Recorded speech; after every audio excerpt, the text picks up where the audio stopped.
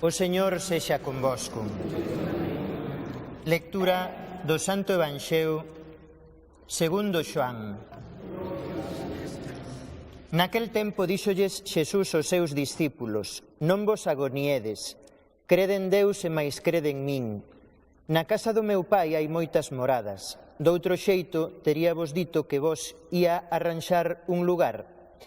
E cando vaia e vos arranxe un lugar, volverei e collereivos comigo, para que onde estea eu, esteades tamén vos. E onde eu vou, vos ben sabedelo camiño. Díxolle Tomé: Señor, se non sabemos onde vas, como imos saber o camiño? Xesús respondeulle: Eu son o camiño, a verdade e a vida. Ninguén chega onde a min, ninguén chega onde o Pai máis ca por min. Palabra do Señor.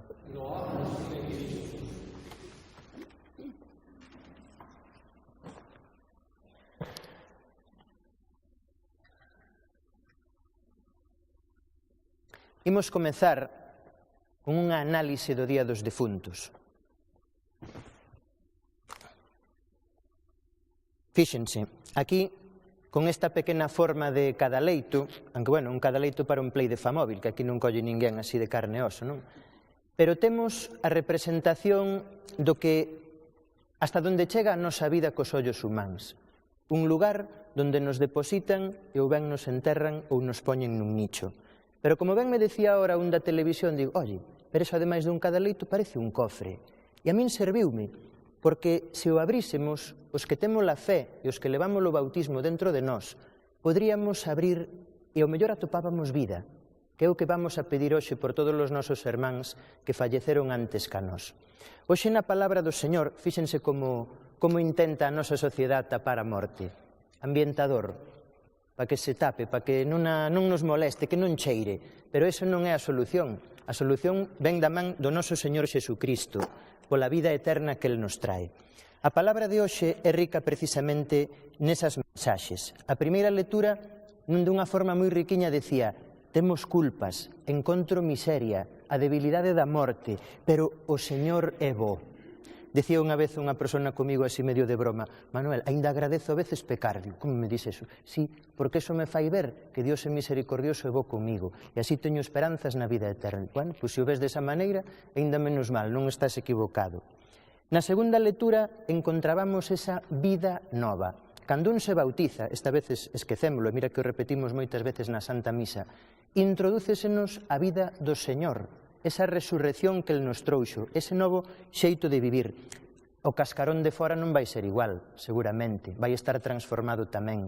Pero a vida que nos ven aquí de Cristo, se non a apartamos durante os nosos anos que temos de regalo, vai a triunfar, porque ten a esperanza de resucitar como a do Señor, que estamos unidos por Él.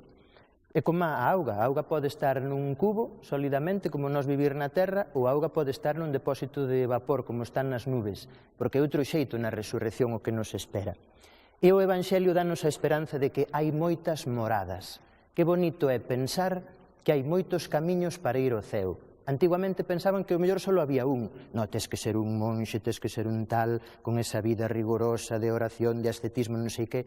Pero o Señor danos miles de posibilidades para chegar ao ceo en distintas maneiras en que estamos nós colocados na nosa vida, cunhas familias diferentes, cuns traballos distintos, cunhas ocupacións, con moito que ofrecer das 24 horas mentres estamos de pé. Temos un montón de posibilidades e aspiramos a eso.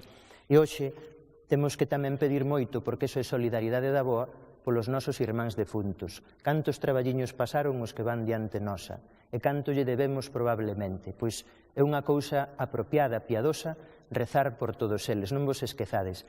E terminamos coa misa. Estes días circulaban aí por internet unhas mensaxes que a min me fixeron moita gracia. Iban con un cadaleito, así os que levaban o defunto ao cementerio a enterrar, e poñía a frase: non esperes que te leven á misa, vai ti mesmo. E para min eso era moi interesante, porque ao final da nosa vida vai ser igual para todos. Pero ese o podemos poñer nas mans do noso Señor.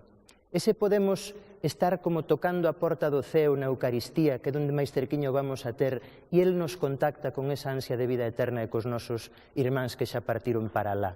Temos que buscar esa conexión, porque é buscar o amor, e vai repercutir no noso ben e de todos os que nos rodeen neste mundo.